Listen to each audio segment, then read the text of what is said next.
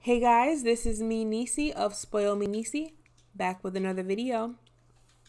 So today I'm reviewing the movie Fatale. It came out in December of 2020, so it came out a couple of weeks back. It came out in theaters, and it just came out today for rent on all major renting sites like Redbox, Xbox, Prime Video. Um, so I was pretty excited about this movie, but I elected not to go to theaters to see it because of the pandemic. So I'm really happy that it came out today to rent.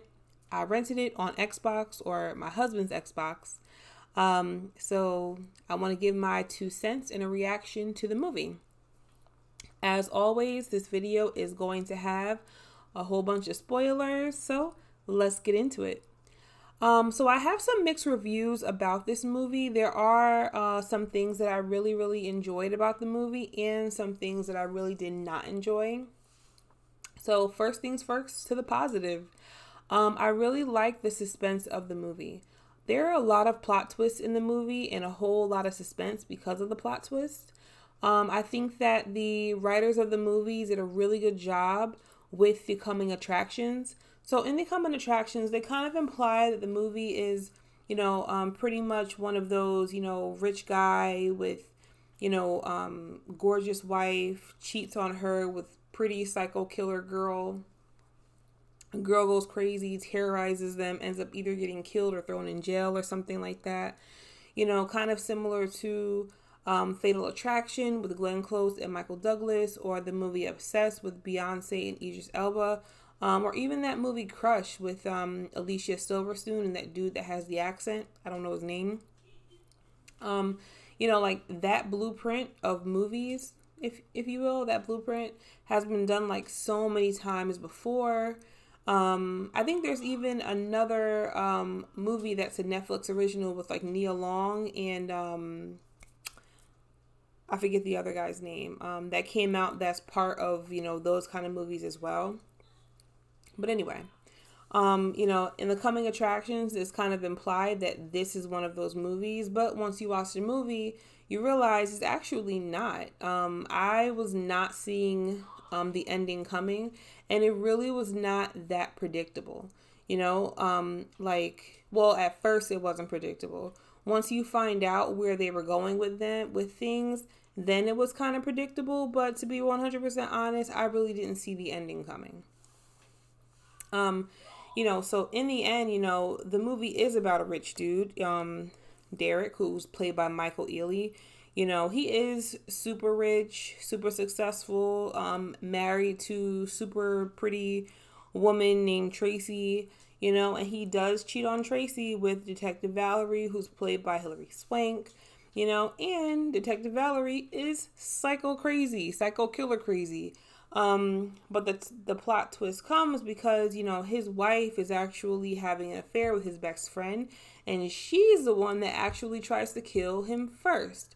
She and his best friend come up with a plan to, have a fake robbery of his house, and, the robber tries to kill Derek, Michael Ealy. But he gets the best of him, the guy gets away, and that's that. They find out that the detective on the case is Hilary Swank, Detective Valerie, whom he had sex with. So he's trying to keep it a secret. Boom. Once it comes out that the wife and the best friend are having the affair, they end up mysteriously getting killed. You already know that it's Detective Valerie because she does imply it. But the whole movie, she's actually trying to frame Derek. So while you're watching the movie, you're pretty much wondering, like, what's her motive, or like, why would she do this? So at first I thought that she did it because she's obsessed with him. She loves him, she wanted to hurt them because they hurt him. But come to find out, it's actually not about that. She's a crazy, selfish woman who's pretty much coming up with a plan to, wreak all of this havoc and then save the day so that she can get her kid back who she lost because of her own negligence. So that ended up being the whole point of everything that happened in the movie, and then in the end, Derek ends up killing her and getting vindicated because he recorded her admitting to everything. If he didn't record her, he would have gone to jail and lost it all. So that's pretty much the gist of what happened in the movie. Completely different from what was shown in the coming attractions of the movie. I really didn't see that coming, so I really liked that about the movie. Some other things I liked about the movie were the actors they chose to play the roles. I love that they chose Hilary Swank as the antagonist, because in most of the movies that Hilary Swank has played in, she always plays as like the good guy or good girl, actually. And I haven't seen Hilary Swank in a movie in a really long time, so it was really nice seeing her on the screen. She looks great, and I think that she and Michael Ealy had a lot of chemistry on screen in the movie. Michael Ealy actually had more chemistry with Hilary Swank than the woman that played his wife, but assuming that was done on purpose because she was the antagonist as well in the movie. But all in all, I am happy they chose Hilary Swank for the movie. She did a great job. She killed it. I was really happy to see Tyrone Turner in the movie. If you're not familiar with him, he played Kane in Menace to Society, one of my favorite gangster movies. So it was actually nice seeing him in the movie. I wish they would have shown him more in the movie. I really do. I wish he wouldn't have died so quickly in the movie. And but I do think it's interesting that they had his character play his character name is Tyron. So they chose his name for his character. So I thought that was interesting. You don't really see that very often, but it is what it is. It was nice seeing him in the movie. I like that Mike Coulter was in the movie, the dude that plays Luke Cage. I think he was pretty cool in the movie. I wish he would have had more of a role in the movie as well. But, if she wouldn't have killed off his character, then there wouldn't have been a movie. That was the whole point of the movie. But it was nice seeing him in the movie. I was also happy to see Jeffrey Owens in the movie. If you're not familiar with him, he plays in The Cosby Show, years ago, of course. And he plays Derek's lawyer in the movie. He also plays as the will and estate lawyer for the St. Patrick's in Power Book 2 Ghost. So I do think it's pretty cool that he plays a lawyer in this movie and that show. However, I do wish that he had a little bit more screen time in this movie, especially because of the plot. Derek was in a tight spot. He really could have used a lawyer. But yeah, I'm really happy with their choice in characters for the movie, and and seeing some of those faces that you saw in previous shows and movies working together. I thought it was pretty cool. Another thing that I liked about the movie, I liked the music choice.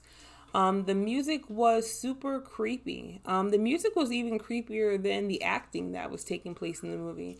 I know that Detective Valerie was supposed to be this super crazy, super creepy woman, and she was, don't get me wrong. Hilary Swank did a pretty good job playing that role in the movie. But the music was so creepy that I think it might have out creepied her, if that's even how to say it. So I do like the music choice in the movie. Speaking of music, I was happy at the end of the movie to hear D Smoke No Commas play in the movie. D Smoke is I guess you can say a newer rapper, I guess you could say. And he played on this show that I really like on Netflix. It's one of those shows where they're finding a new rapper. I think it's called Rhythm and Flow.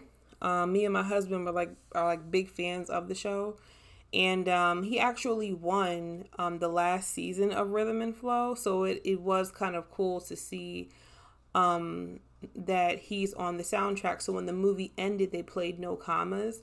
So if you saw Rhythm and Flow and saw the whole season of the show, then you would know why it was cool to see that he's on the soundtrack for it. So I did like that about the movie.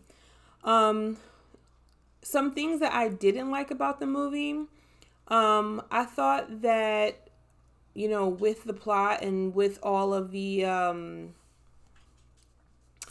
suspense in the movie. I do think that there was more room to elaborate on certain things, you know, like for example, you know, in the scene when Tyron goes to Detective Valerie's house, I think that all of that happened like way too fast.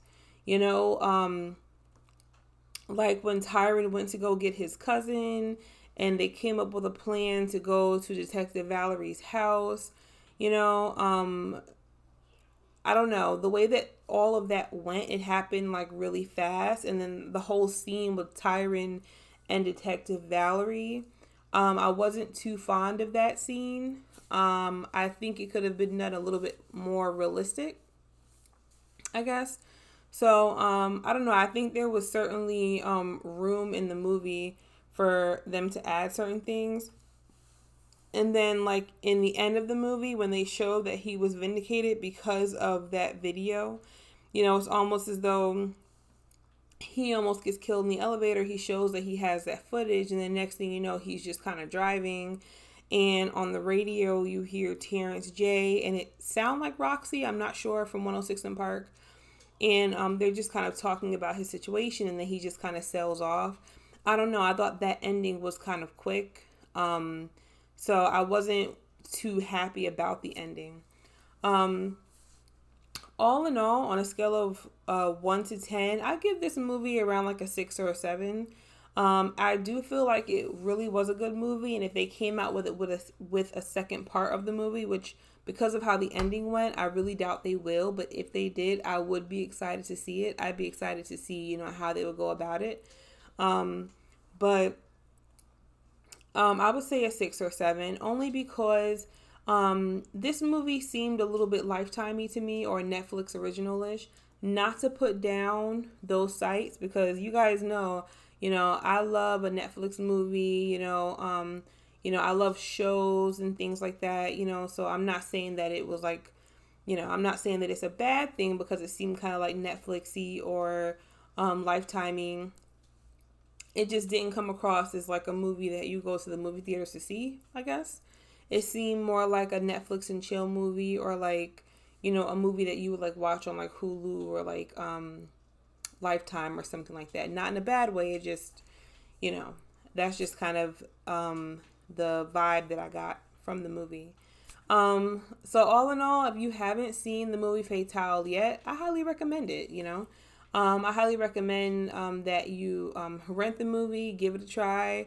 You know, maybe you'll like it a little more than I did, or possibly a little bit less, who knows. But all in all, I do think that it was a good watch. Me and my husband really did enjoy the movie.